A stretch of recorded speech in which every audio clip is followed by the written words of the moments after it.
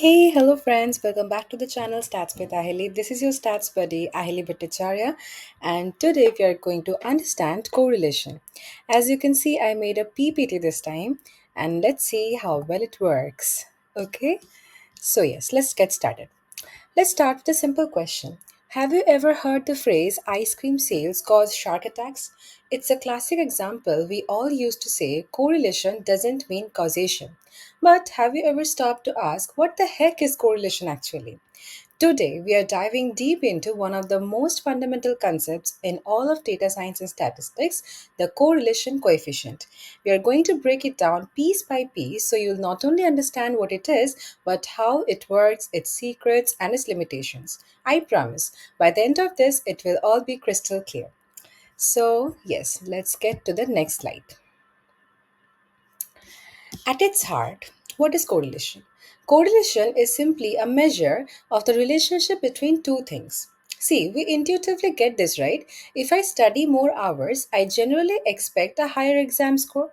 That's a positive relationship. If I look at the time spent playing video games and exam score, I might see a negative relationship. Don't see this graph is wrong, it will be downwards, okay? It's a negative correlation. See, like more gaming and lower scores. And if I compare my shoe size to my exam score, there's probably no relation at all. That will be what? Zero correlation. But see, intuition isn't enough for science. We need a single precise number that captures the strength and direction of this linear relationship. That number is the correlation coefficient, often called R. Then what is R? R is equal to correlation coefficient. And it was a guy named Carl Pearson who gave us the formula we use most often, okay? So, what are the rules for this magical number? As you can see in the screen, minus 1 is lesser than equals to r, which is lesser than equals to plus 1. So, what is the range of r? It is from minus 1 to 1. See, r is equal to plus 1, a perfect straight line positive relationship. R is equal to minus 1, a perfect straight line negative relationship. R is equal to 0, then no linear relationship whatsoever, okay? There's a key takeaway. The closer r is to plus 1 or minus 1, the stronger is relationship. The closer to 0, the weaker it is, okay? Now, coming here. See, brace yourself for the formula. Do not panic because we are going to make sense of it, okay? This is the formula. R is equal to covariance xy divided by sigma x into sigma y. This is the Pearson product moment correlation coefficient. It looks scary, but it is just three simple parts. First, standard deviation, sigma x and sigma y. See, these guys, sigma x and sigma y, are just measures of how spread out each variable is on its own. We are familiar with standard deviation. It's the average scatter of the data. And number second, covariance. Covariance x and y. This is something new, right? Exciting part. Covariance measures how x and y vary together. See, let's take a data point. We calculate x minus mean of x and y minus mean of y. If the point is at the top right, both are positive. Positive and positive is equal to positive. If it is at bottom left, then both are negative. Negative and negative is equal to positive. If it is at top left or bottom right, one is positive and one is negative, giving a negative product. See, covariance is essentially the average of all these x minus x bar and y minus y bar values. A big positive sum means a positive relationship, as you can see in this graph. And a big negative sum means a negative relationship. But there's a problem. Covariance is in weird units. If x is in hours and y is in test scores, covariance is in hour scores, which is basically meaningless, right? So, what did Pearson do? He standardized it. He took the covariance and divided it by the standard deviation of x and the standard deviation of y. As you can see the formula, right? This cancels out the units. The correlation coefficient R is a pure unitless number between minus 1 and 1. That's why we can compare the correlation between anything like height and weight, GDP and life expectancy, anything, right? Yes. But how can we be so sure it's always between minus 1 and 1? For that, we need a tiny bit of mathematical magic called the Cauchy-Schwarz Inequality. What is the Cauchy-Schwarz Inequality? As you can see in the screen, summation ai bi whole square is less than or equals to summation ai square into summation bi square. Don't let the symbol scare you. Let's let ai is equal to xi minus x bar and bi is equal to yi minus y bar. Plugging this in, we get summation xi minus x bar into yi minus y bar full whole square is less than or equals to summation xi minus x bar whole square into summation yi minus y bar whole square. Now let's divide both sides by n square, which is where n is our sample size. Then what will be the equation? This will be the equation. If you look at this equation carefully, you will see it looks familiar. Why? See, the left part is the covariance xy whole square, and the right part is variance of x into variance of y, which is basically sigma x square into sigma y square. So what do we have?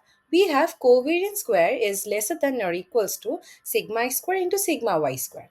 Now, if we take the square root of both sides, then we get covariance is lesser than or equals to sigma x into sigma y.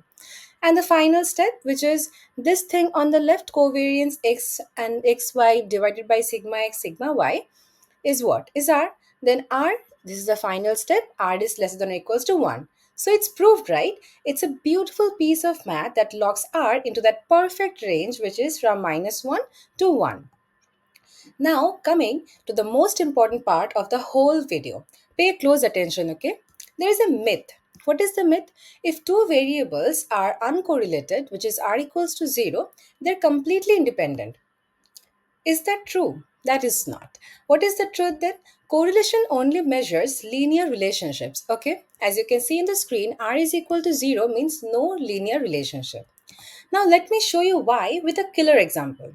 See, this graph plots the points for x equals to -2, -1, 0, 1, 2. And y here is 4, 3, 2, 1 and 0. Okay, so if you take the values of x and do the mean, calculate the mean, how will you do it? Summation xi by n, 2 plus 1 plus 0 plus -1 plus -2 is 0, 0 by n, which is 0. So the mean of x is 0. What is the mean of y? It will be 0 plus 1 plus 2 plus 3 plus 4, which is 10. 10 divided by 5 is 2. Then the mean of y is 2. Now let's calculate the covariance. What is the covariance? Covariance is equal to 1 by n summation xi minus x bar into yi minus y bar. You can see n is here 5 and x bar is 0, y bar is 2, and you plug in into this formula and you get the answer. See, for this one, I have calculated it step by step. You can see if you add it up, we get 0. The covariance is 0, so the correlation coefficient R is equal to 0. See, according to this, there's no relationship as we have previously discussed, but look at the graph. It's a perfect parabola. The relationship is y is equal to x squared. It's a perfect, precise, non-linear relationship that correlation is completely blind to. So remember, R is equal to 0 means no linear relationship. It does not mean no relationship. It means no linear relationship. Okay. So, this is all for today's session. And now we're going to have a recap of what we have learned. See, first, correlation R is a measure of the strength and direction of a linear relationship. Second, it's a unitless number between -1 and +1. Number three, it's built from covariance standardized by the standard deviation. Number four, most importantly, R is equal to 0 does not mean no relationship. It only means no straight line relationship. Am I completely clear about this? So, the next time you see a correlation, you will know exactly what it's telling you and what it's not. You are now smarter about data. If this video helped you, smash that like button. It really helps the channel, right? And subscribe and hit the bell so you don't miss our next deep dive.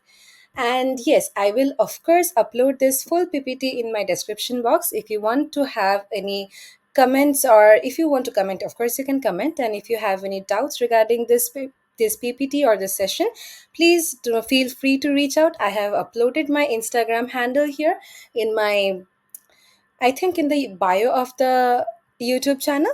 You can check it out from there. Okay. So bye. That's all for today's session and study hard. We'll see you in the next video. Ta-ta.